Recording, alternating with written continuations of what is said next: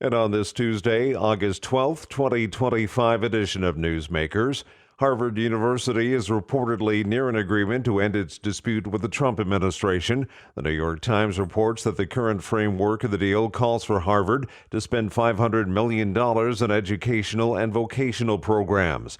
This would allow Harvard to avoid having to pay anything directly to the federal government to resolve the matter. It would also let the flow of billions of dollars in federal funding for Harvard that had been suspended over allegations of antisemitism on campus to resume. Israeli Prime Minister Benjamin Netanyahu has doubled down on plans of a new offensive in Gaza. Details from AP Tel Aviv correspondent Sam Mednick. Over the weekend, Netanyahu said not only is Israel going to take Gaza City, but it's also going to take other Hamas strongholds in order to defeat Hamas. Now, this comes amid mounting international pressure as well as pressure from within Israel to end the war. Netanyahu said that he had a talk with U.S. President Donald Trump after announcing these new measures, and he thanked Trump for his steadfast support. More than 400 acts of hostility were recorded against churches in the United States in 2024, with a significant rise in gun-related incidents.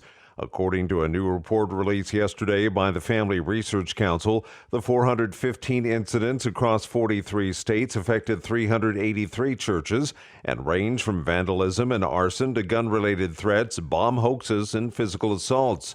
That was down from 485 incidents in 2023, but far above previous totals dating back to 2018. And gun-related incidents jumped from 12 in 2023 to 28 in 2024. In the report, Hostility Against Churches in the United States, it was noted that not all crimes against churches are motivated by hatred for Christianity. Some vandals appear to be motivated by financial gain through theft, while other culprits are teenagers engaging in a destructive pastime. But the report went on to say there are still incidents that seem to be targeting church intentionally and with malicious intent. YouTube is ready to start testing a new age verification system in the U.S. using artificial intelligence to distinguish between adults and minors based on their viewing habits. The test, scheduled to begin tomorrow, initially affect a small portion of YouTube's U.S. audience. If successful, the system could become more widespread. It works when viewers are logged into their accounts regardless of the birth date entered. If flagged as under 18, users face restrictions like privacy warnings and limited video recommendations. Concerns about privacy and free speech have been raised by digital rights groups. The political pressure for better age verification has increased since a recent U.S. Supreme Court decision. And that's Newsmakers for this Tuesday, August 12th, 2025 edition. I'm Keith Black.